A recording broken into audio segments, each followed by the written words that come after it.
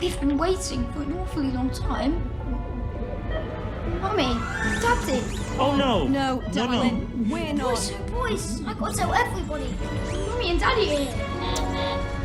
A baby farm. Run by babies. Space babies!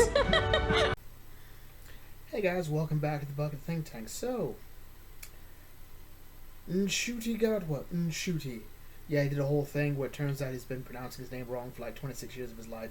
But anyway, he started his season, and how do I feel about it? Well, let's talk about space babies. I don't like space babies. I think it's weird. But, you know, Doctor Who's always been kind of weird at times. The problem is, this is just so stupid. Okay, so anyway. It's early days, the first episode, crossing the Rubicon, the threshold. You know, it's the Mos Eisley spaceport. You know, the cantina scene. And it's exciting. It's great. There's a lot of exposition about the Doctor here. And I think, when I originally did this first review, I don't think I probably conveyed it here, but there's a lot of exposition here. And I think it's a bit of a jarring transition from the other New Who Doctors, who sort of casually mention things about them. You know, the companions will all of a sudden find, oh, he's got 2 hearts. Like, he'll just catch him, yeah, 2 hearts, I've got 2 hearts, and keep going. You know, or, you know, regenerate, I do it. Or, you know, I'm a Time Lord from the planet Gallifrey. You know, all of this stuff the other Doctors would rarely talk about. This Doctor here flat out talks about it. Like, yeah, I'm a Time Lord from the planet Gallifrey, and they've all been genocided. Oh, I'm a foundling, by the way. So it turns out those people weren't even my actual people, but they were all I knew, and there we go. He pretty much says that whole thing. He pretty much says, yeah, they've all been wiped out. Done. And pretty much it. So they arrive on a space station. There's no real attempt to find a spot to go. They end up at the space station that's been abandoned. It's apparently a nursery, alright? But the nursery's been abandoned, and it's got these babies, talking babies. And I just have to go...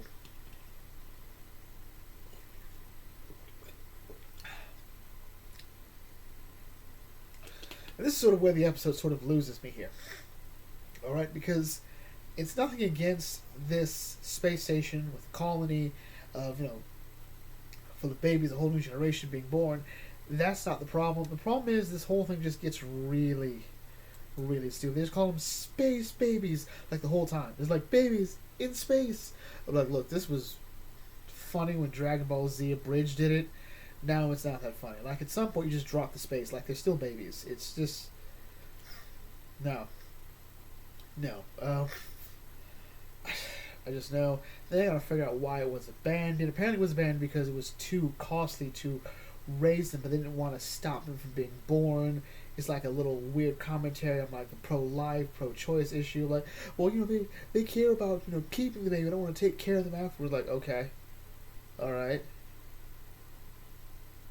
What are we gonna go with this? Don't go anywhere with it. Okay. And then there's this whole sort of this bogey monster. These babies talk, by the way, and it's the so. This should not have been the first episode. Just gonna say it right then and there. It should not have been the first episode. It loses my attention. It just every time they focus on the babies, I just can't. But there's a bogey monster, all right, and I'm not even being cute when I say it like that. It's a legit bogey monster. And I just can't. Oh, I don't even have a picture of it. Yeah, it's gross, it's disgusting, and it actually scares the Doctor. And even he's like, I'm scared. I don't do scared. Like, I've seen a lot of monsters before, and actually, like, there's such thing as a monster. I'm like, well, what about Daleks? Daleks monsters. Cybermen.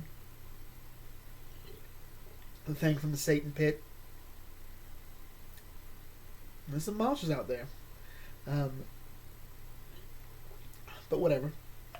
So, finding out what the bogeyman is, or the boogeyman, whatever. It's the worst take on the boogeyman I've seen in my entire life. And finding out what that is, it's resolved itself. Ultimately, like, I don't want to go into too much of a spoiler because, one, it's not that interesting a story. It really isn't. Like, how the story resolves is kind of like, oh, okay. You kind of figure it out the second you see it. Oh, it's abandoned. Okay, I think I figured out what that thing is. I figured it out, and I'm not gonna lie. While I like to keep my mind sharp for this, I don't tend to do a lot of overthinking. I'll like, oh, that's an interesting idea, but I figured this out already. Like halfway, like before, more than half of them, like, oh, I think I know why that's there. It's to keep, yeah, okay. And the whole issue with the babies and the computer, it's all sort of semi-interesting, but also stupid because of the babies.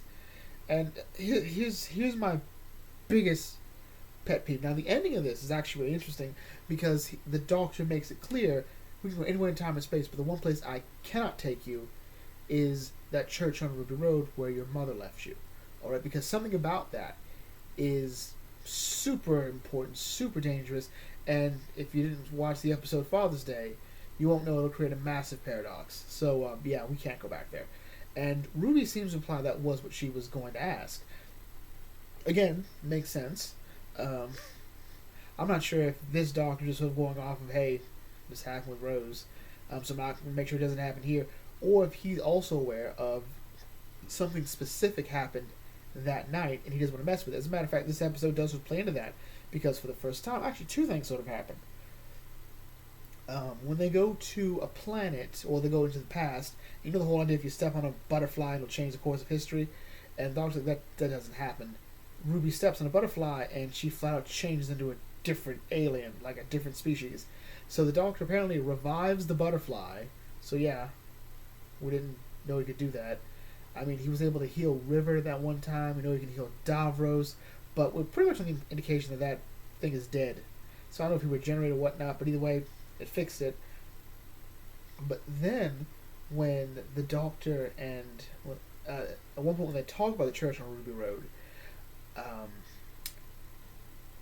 it starts snowing. Like actual snow starts falling in the space station, like that's never happened before.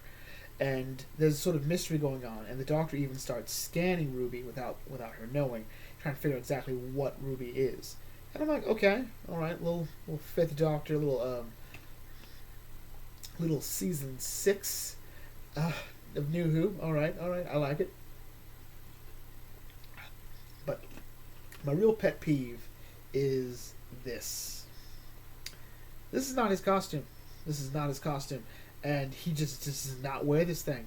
Alright, I personally like this one. I can't wait to actually see him wear it. Watch my surprise. Turns out this is an actor whose costume I'm never going to wear it. So that's that. I really think it was a mistake to not have him wear his default costume his first episode going in. It doesn't seem he has a default costume. And I guess we'll figure out next time. But anyway, with that, my brings to a close here. If you're new to the Bucket Think Tank, feel free to like, comment, share, subscribe. Check out some others, and I'll catch you all later. This is the Bucket Think Tank signing off. Thanks for watching, as always. May your fandom serve you well.